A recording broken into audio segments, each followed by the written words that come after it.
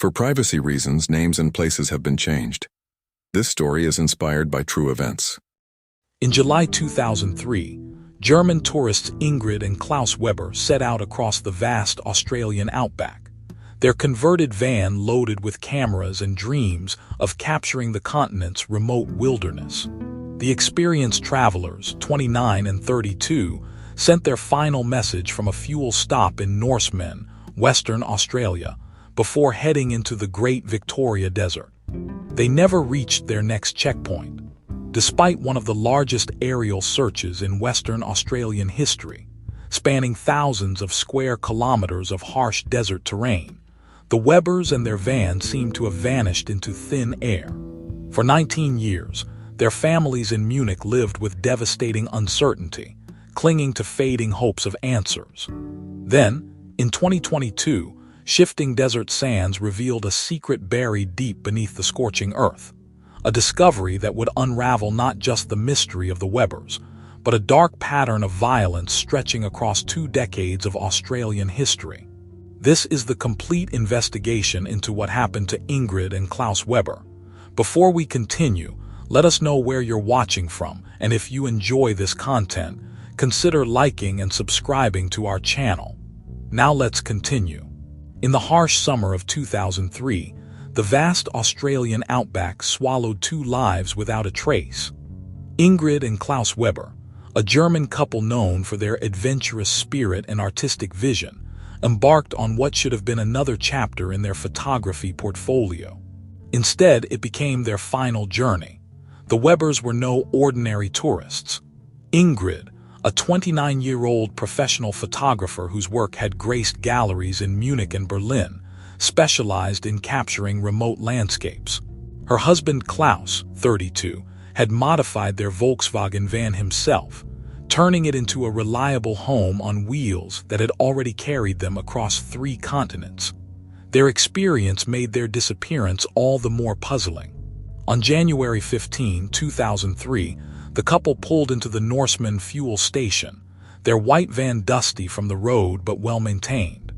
Security footage showed Ingrid, her blonde hair tied back, studying a map while Klaus filled the tank. They purchased additional water containers and spoke with the attendant about road conditions ahead. It was the last time anyone would see them alive.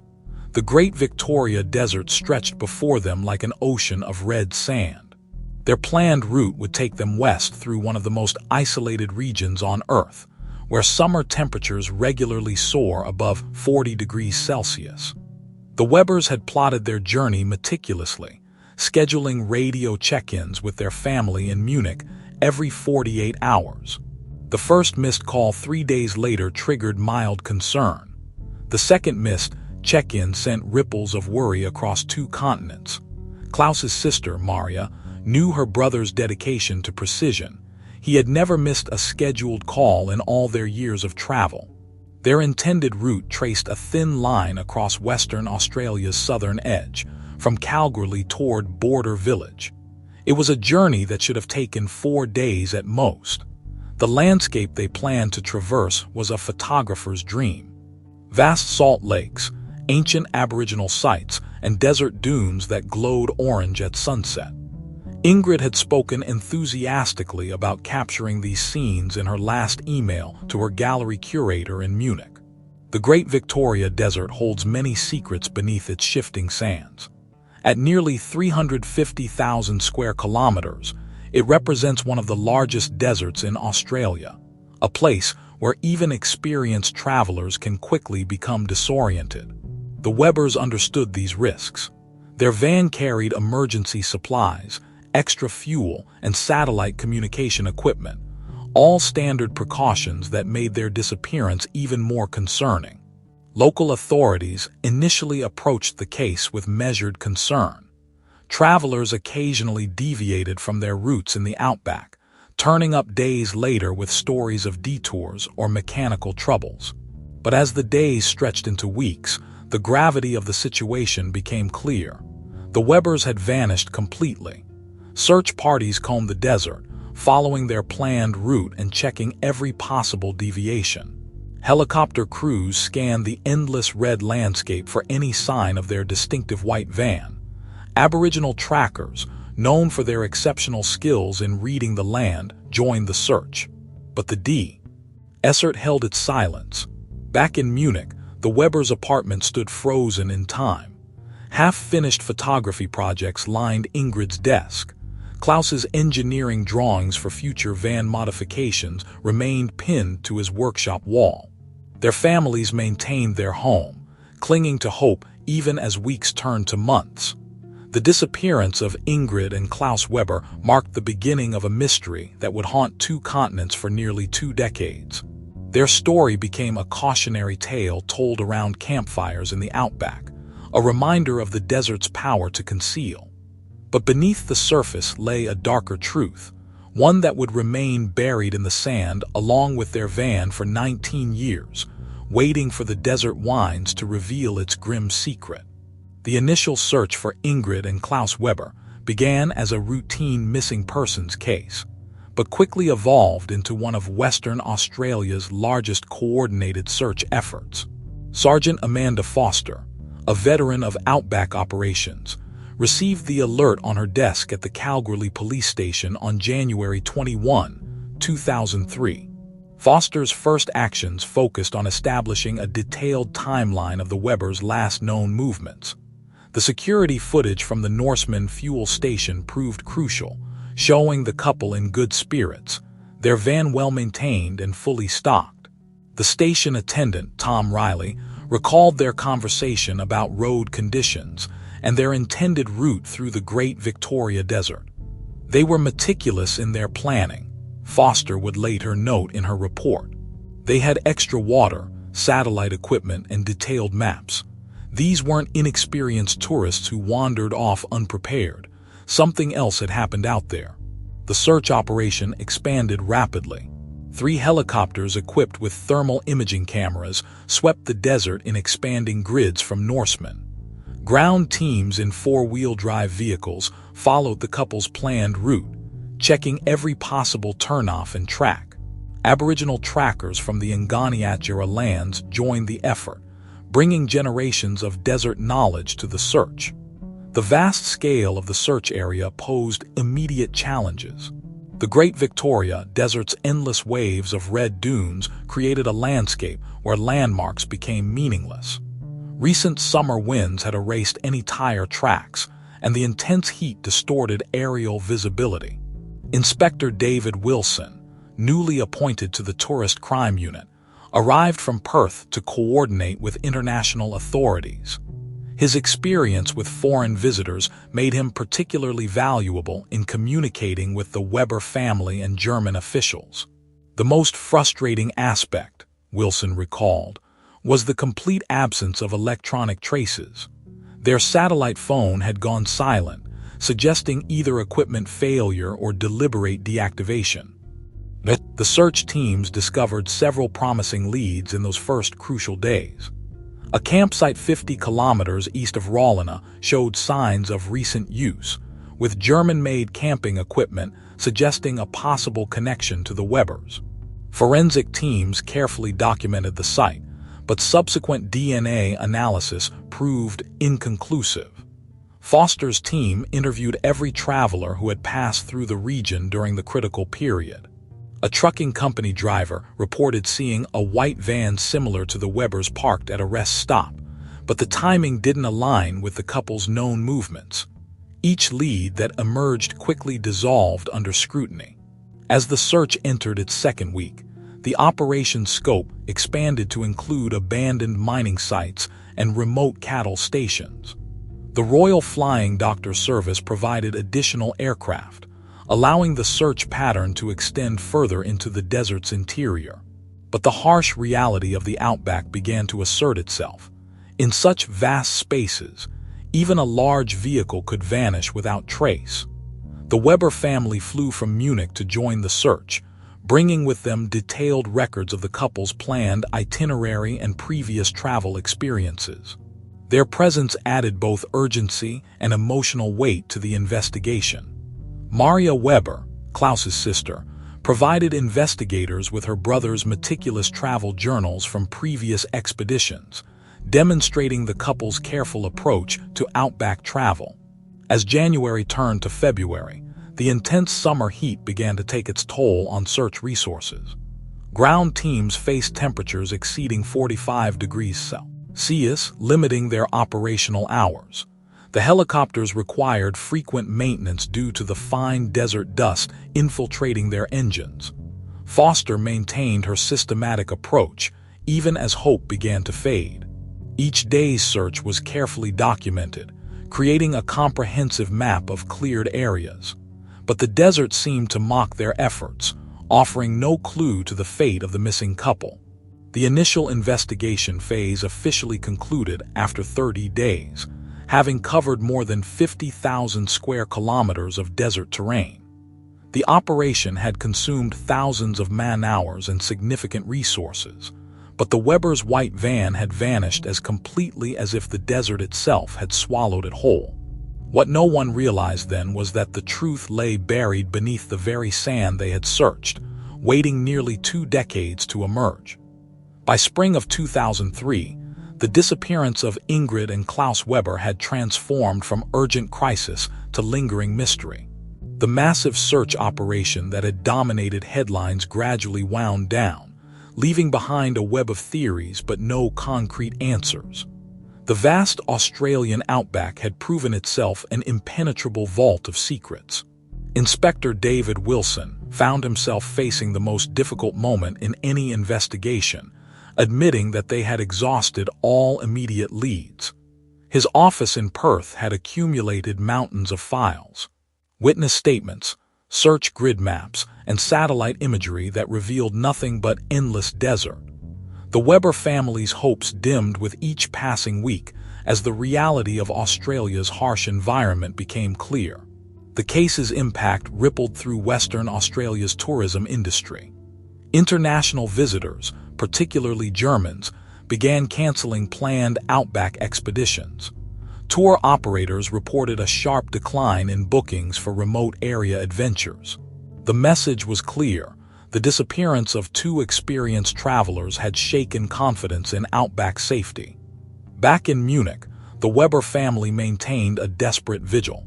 Maria Weber converted her spare bedroom into an informal command center, plastering walls with maps and maintaining detailed records of every potential lead. She coordinated with German media, keeping the story alive through periodic coverage. Her dedication would later prove crucial in preventing the case from fading completely from public consciousness. The investigation didn't so much end as slowly dissipate. Regular searches gave way to occasional flyovers. Fresh leads became increasingly rare, and those that emerged proved frustratingly hollow. A reported van sighting near Eucla led nowhere. A rumored campsite discovery turned out to be unrelated. Each dead end further cemented the case's status as one of Australia's most puzzling disappearances. Professor Helen Taylor, a desert archaeology expert from the University of Western Australia, offered a sobering perspective that haunted investigators. The Great Victoria Desert is an expert at keeping secrets, she explained in a consultative report. Natural processes can completely conceal evidence within months. Sand dunes migrate, vegetation patterns shift, and the landscape literally rewrites itself. For Sergeant Amanda Foster, the case refused to retreat to the back of her filing cabinet. She maintained contact with the Weber family, sending regular updates even when there was nothing new to report.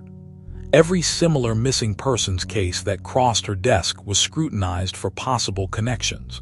She kept a photo of the couple on her office wall, a reminder of unfinished business. The cold case unit in Perth reviewed the Weber file annually, but with limited physical evidence and no crime scene, new angles proved difficult to develop. Inspector Wilson's Tourist Crime Unit compiled a comprehensive report linking the case to other outback disappearances, searching for patterns that might shed light on the Webers' fate. The similarities he found were disturbing but inconclusive.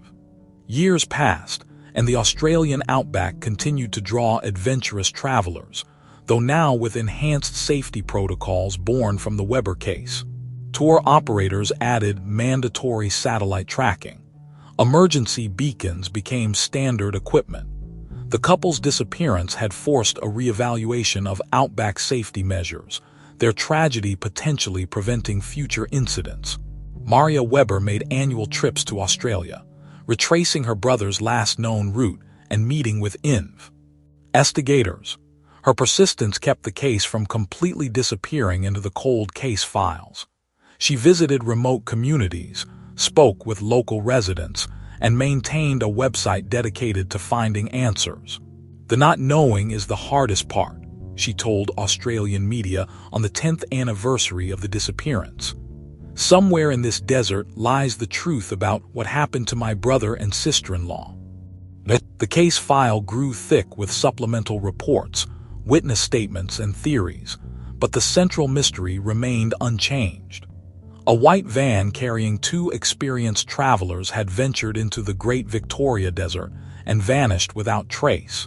The disappearance seemed destined to remain one of Australia's enduring mysteries, until the desert itself finally decided to reveal what it had hidden for nearly 2 decades beneath its shifting sands. The winter of 2022 brought unusually strong winds to the Great Victoria Desert, scouring away layers of sand that had lain undisturbed for decades. On July 12, Aboriginal Ranger Thomas Cooper was conducting a routine survey of vegetation changes when a glint of metal caught his eye. What emerged from the sand would finally break open one of Australia's most perplexing cold cases.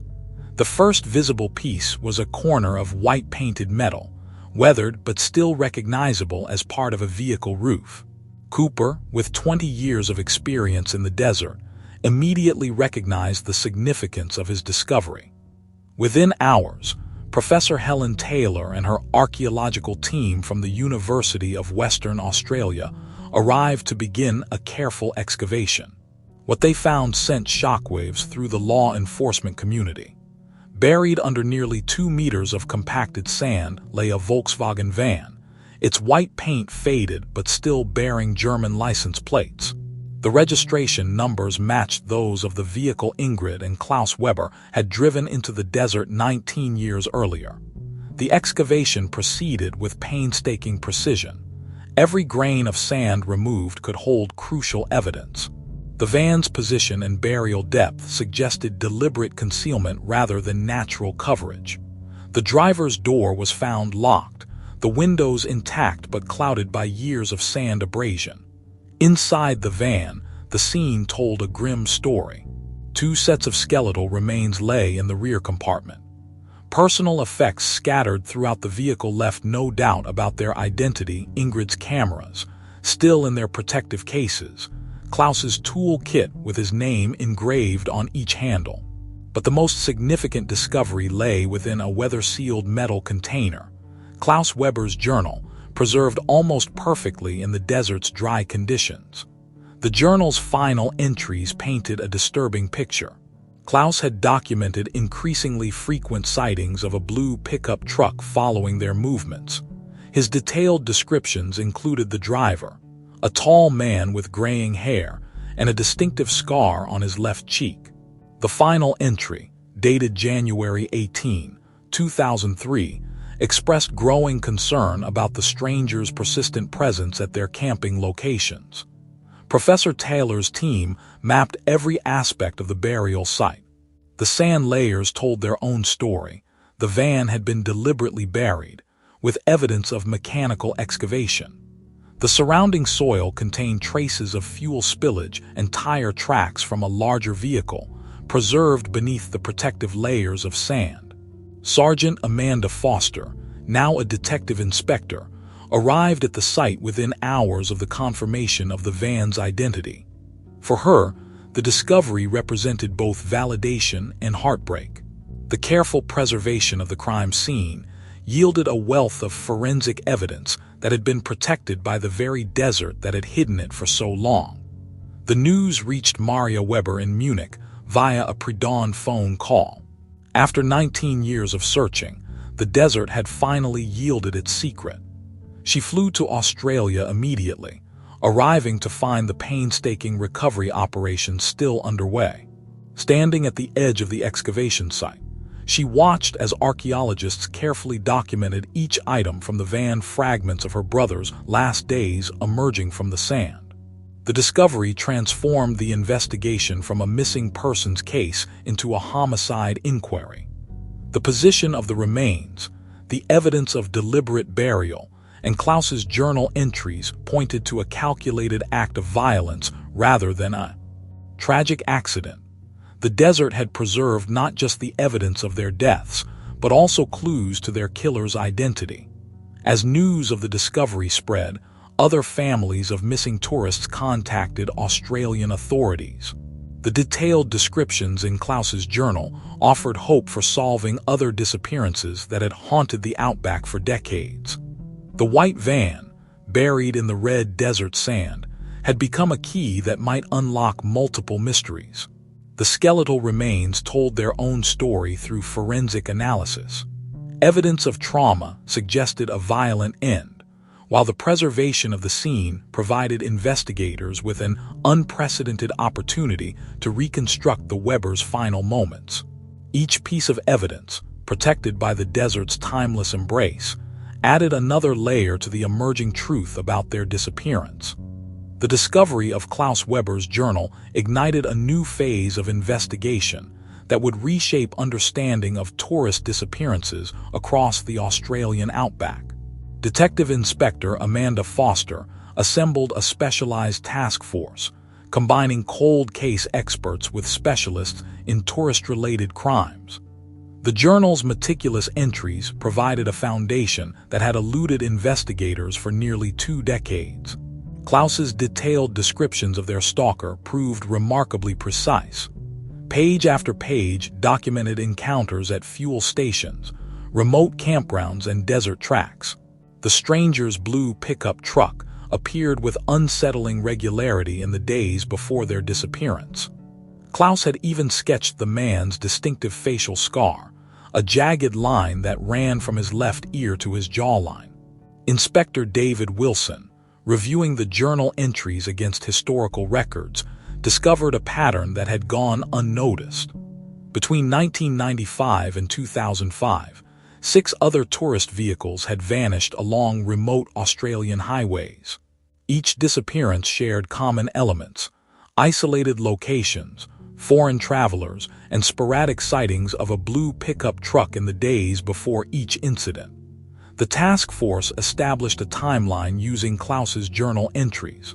The Webbers first noticed their follower near Coolgardie, where they had stopped to photograph an abandoned gold mine. The blue truck appeared again outside Norseman, parked across from their campsite. Klaus's growing unease was evident in his increasingly urgent writings. Forensic analysts pored over the journal's final pages, where pressure indentations revealed Klaus's last, unfinished entry. Advanced imaging techniques recovered fragments of text describing a confrontation at a remote fuel cache. The partially preserved words suggested the stranger had approached them under the pretense of mechanical trouble. The investigation team created a comprehensive profile of the stalker. The man's knowledge of remote areas, his ability to track vehicles across vast distances, and his careful selection of victims suggested someone with extensive outback experience. The profile pointed to a drifter who moved between seasonal work camps, using the vast distances of the outback to avoid detection. Wilson's team compiled a database of known offenders active in Western Australia during 2003. They focused on individuals with connections to the trucking industry or mining camps, cross-referencing their movements with the locations of other tourist disappearances. A pattern emerged, centered around the remote highways that crossed the continent. The breakthrough came through an unlikely source. A retired mechanic from Calgary recognized the description of the facial scar. He recalled a customer from that period who frequently requested repairs to a blue pickup truck. The man had worked as a contract driver for mining companies, his routes corresponding with the locations of several disappearances. As investigators dug deeper, they uncovered a trail of casual jobs, temporary addresses, and false names across Western Australia. Their suspect had moved constantly, never staying long enough to draw attention. But he had left traces, rental agreements, employment records, and occasional police reports for minor offenses. The profile led them to Malcolm Green, now serving time in a Perth prison for unrelated offenses. Green's movements in 2003 aligned perfectly with the Webbers' final journey. His prison intake photos showed the same distinctive scar Klaus had documented. Most tellingly, his employment history placed him near the locations of every T or risked disappearance in Wilson's database. Foster's team began the delicate process of building their case. They interviewed former employers, tracked down witnesses from remote fuel stations, and pieced together Green's movements across 2 decades. The evidence suggested a calculated predator who had used the vastness of the Outback to hide his crimes. The journal that had lain buried in the desert for 19 years became the key to unlocking not just the Webbers' fate, but a string of unsolved disappearances. Klaus's detailed observations, preserved in the dry desert air, had captured the portrait of a killer who had stalked the highways of Western Australia with impunity. The next step would be confronting Green with the evidence that had finally emerged from the sand. The confrontation with Malcolm Green took place in a stark interview room at Casuarina Prison, where the weight of 19 years of secrets hung in the air. At 67, Green had aged into a gaunt figure, but the distinctive scar that Klaus Webber had sketched so carefully still carved its path across his weathered face. Detective Inspector Amanda Foster laid Klaus Webber's journal on the metal table between them.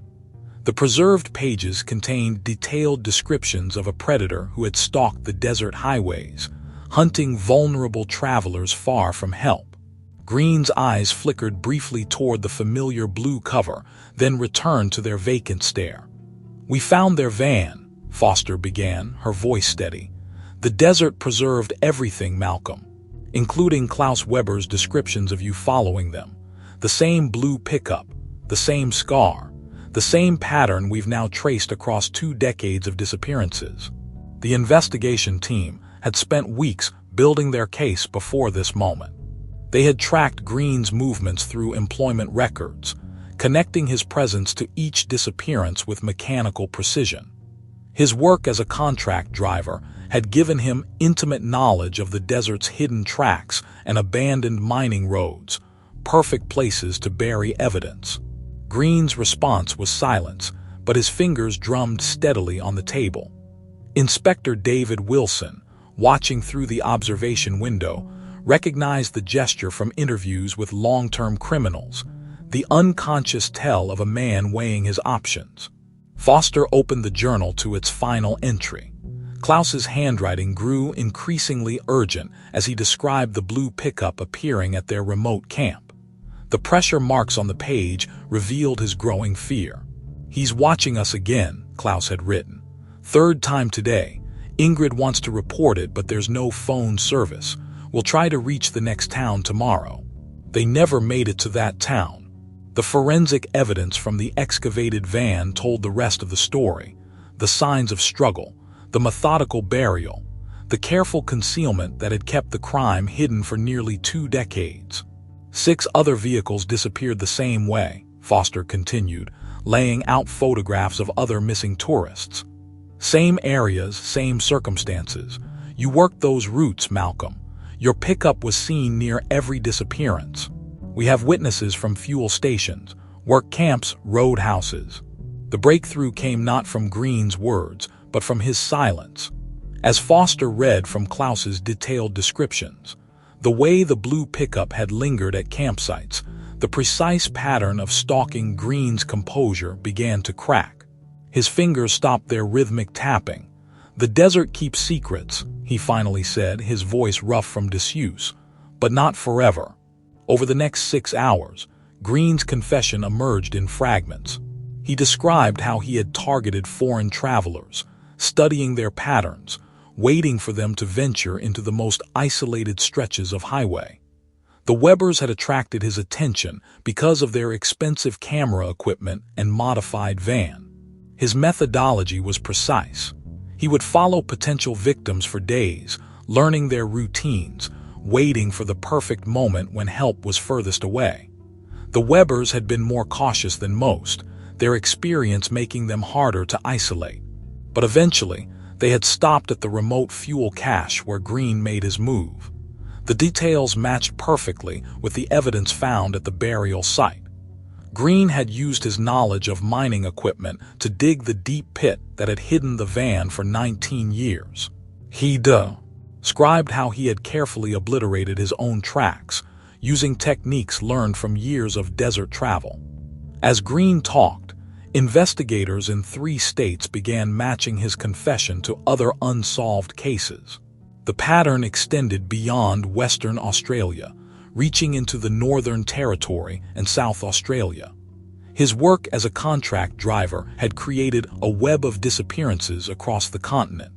For Maria Webber, watching the recorded confession in Perth, the answers brought little comfort but final certainty.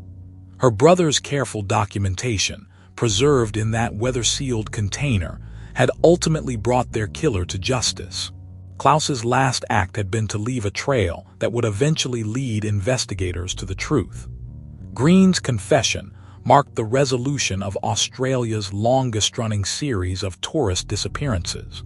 The breakthrough had come from the desert itself, which had protected its evidence until time and wind revealed the secrets buried in its sand.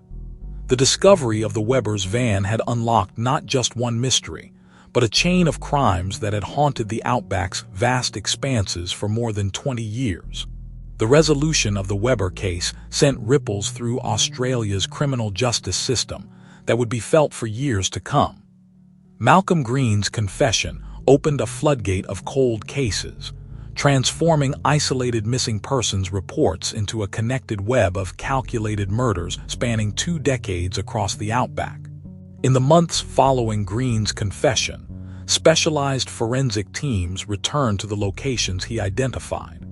Their work revealed 5 additional burial sites, each containing vehicles and remains of foreign tourists who had vanished between 1995 and 2005. The methodical nature of Green's crimes became apparent. Each site had been carefully chosen for its remoteness, each vehicle systematically buried to avoid aerial detection. The impact on the victims' families was profound. In Munich, Maria Webber organized a memorial service that brought together relatives from 3 continents.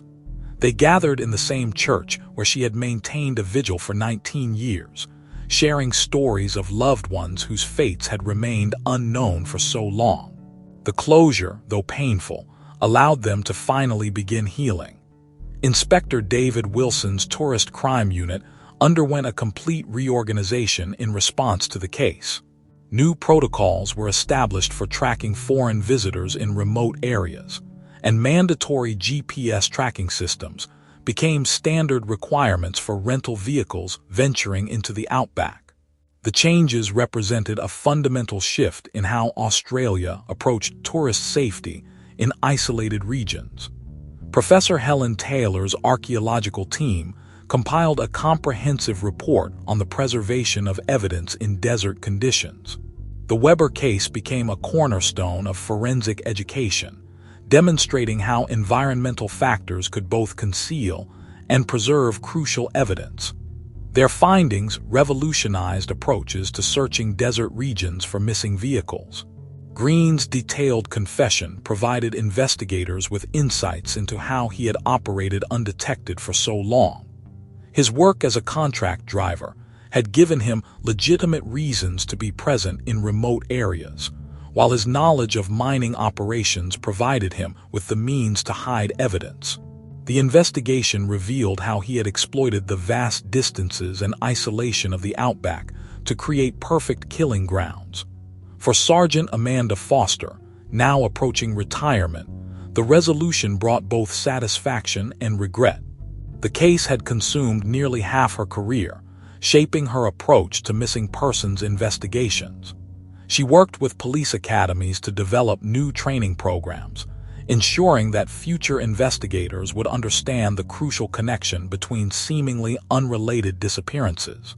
The Australian government implemented sweeping changes to Outback safety regulations.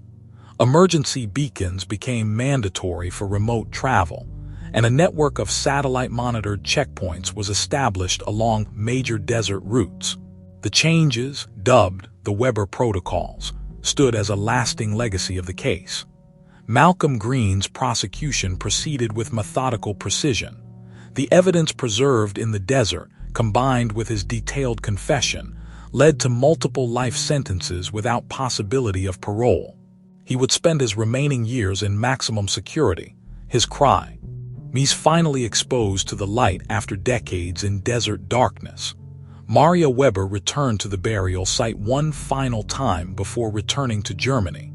Standing in the vast emptiness of the Great Victoria Desert, she reflected on how her brother's detailed journal had finally brought justice. Klaus's meticulous nature, which had so often frustrated her in childhood, had proven to be his final, powerful testimony. The case fundamentally altered how Australia's criminal justice system approached missing persons cases in remote areas. Investigators began looking for patterns across jurisdictions, recognizing that the vastness of the Outback could hide serial offenders operating across state borders. The lessons learned from the Weber case led to the resolution of 12 other long-term missing persons cases within 2 years.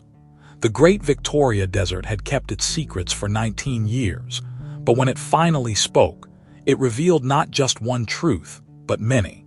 The disappearance of Ingrid and Klaus Weber became more than a tragic loss.